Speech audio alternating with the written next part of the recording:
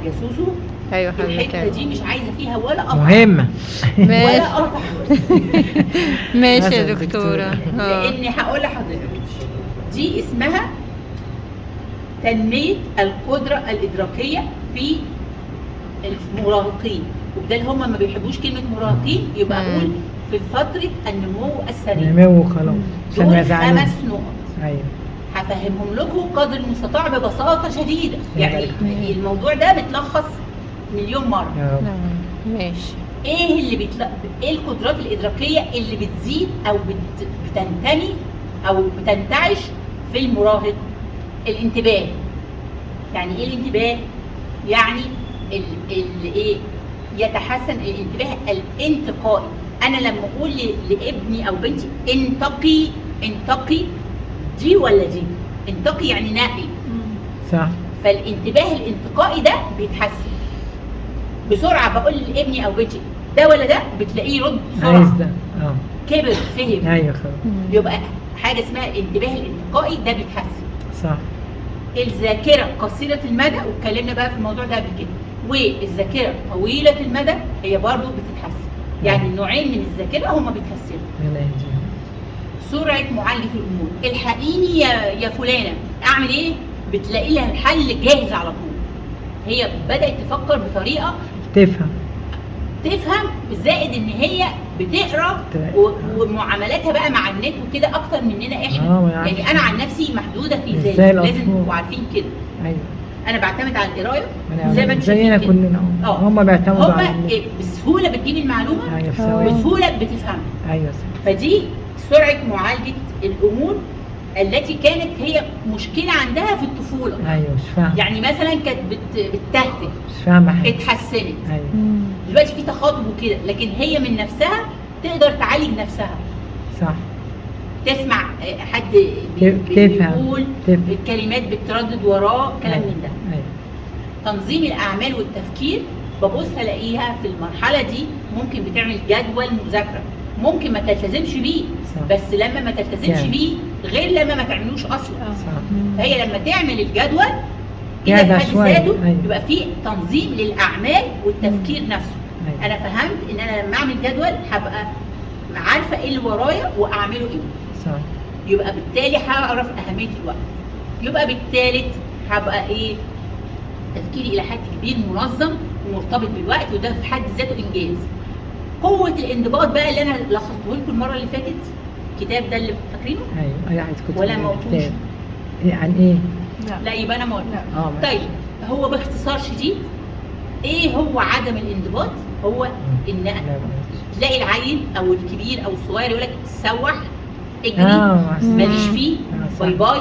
كل ده بيحصل. ايوه بيكبر. ايوه بيكبر دماغه. ده اسمه عدم انضباط. عدم.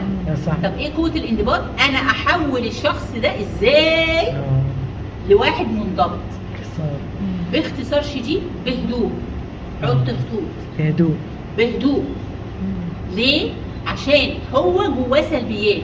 احنا كاولياء امور انت وانت وانت وانت وده انت مش نافع وضرب ده ده سلبيات، انا بعبيه سلبيات.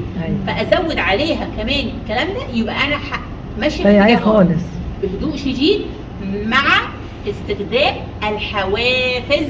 اسمعوني، الحوافز المتغيره. صح. مش لازم تبقى هديه كبيره، لكن ممكن حته شوكولاته صغيره، باكل شوكولاته على العيله كلها تتفرق.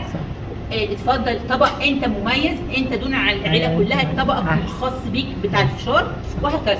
اعمل له قيمه بالعربي. صح. لا ده احنا هنزور بنت خالتك اللي هي نجحت جنبنا نجحت ربنا نجحت كفاءات مختلفه. ايوه صح. عشان تكرار نفس المكافاه بيؤدي الى الملل، هتلاقيه رجع لك تاني. اهم حاجه انا ممكن اخليه ينضبط فيها حاجتين: الصلاه والهديه والمذاكره. الرياضه او لا يعني، لكن هي الصلاه اساسي طبعا. والمذاكره عشان المستقبل الفرد بس بهدوء. صح. خلاص. اخر حاجه افهمه او افهمها، كل ما زادت المعرفه كل ما زاد النجاح، كل ما قلت المعرفه كل ما قلت النجاح. ارجع تاني بقى للموضوع بتاع تنظيم الاعمال والتفكير، ان هم بقوا يفكروا بطريقه خاصه بيهم بس المهم بيحل لي المشكله، انا واقعه في مشكله كذا، اعملي كذا يا ماما. صح. مم. ده شاطرين. جايه بقى دي عايزاكم جميلة. تركزوا جدا، كلمه ادراك الادراك. أيوة. إدراك معلش. الإدراك. مش من عندي والله. حضرتك بقى. ادراك الادراك.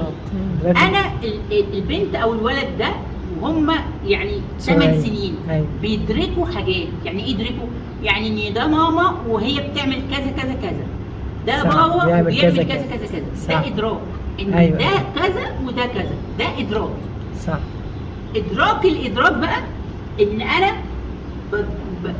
بتاع النمط بتاع التفكير بتاعهم بيبقى جديد.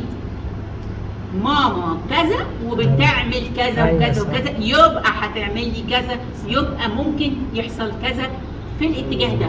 فلما اخير انا انت هتروح مع ماما ولا بابا، بسرعه على ماما. بيجي على مين؟ على على ماما. سرعه معالجه الامور او بسرعة. كده، لان أيوة. انا حددت هنا في السكه دي في حافز. أيوة. ماما هتجيب لي شوكولاته مثلا، أيوة صح. فانا بختار الحاجه الحاجة اللي هتيجي منها كتير. ادراك الادراك. أيوة صح. اتمنى ان انتوا تكونوا فهمتوها دي. لا مظبوط. ادراك الادراك دي أيوة يا دكتور. هقراها لكم برضو. تحسين المعرفه بتاعتهم بانماط طرق تفكيرهم، يعني التفكير القديم بيتحسن بطريقه التفكير الجديده في السن ده، صح. ويزيد الرؤيه الاجتماعيه. يعني ماما هي اللي هتعمل لنا كذا، تعمل كل فانا حاجة. هبقى مع ماما. صح. طب لما فلانه دي تجيلنا يبقى هي فاهماني. صح. الاجتماعيه يعني بدا يبص مش بابا وماما بس، ده انا بدات ابص كل اللي للمجتمع حوالينا. كله. أيوة. اتمنى ان انا اكون ربنا يبارك في حضرتك يا النهارده دكتورة. ضيف خفيف عليكم. يبقى ما خفيف شاء جدا الله. زي السكر. جزاكم الله خيرا، ربنا يحسن جدا حضرتك. شكرا بارك لك. عليك. دي الورد بيجيب الورد. ماشي انت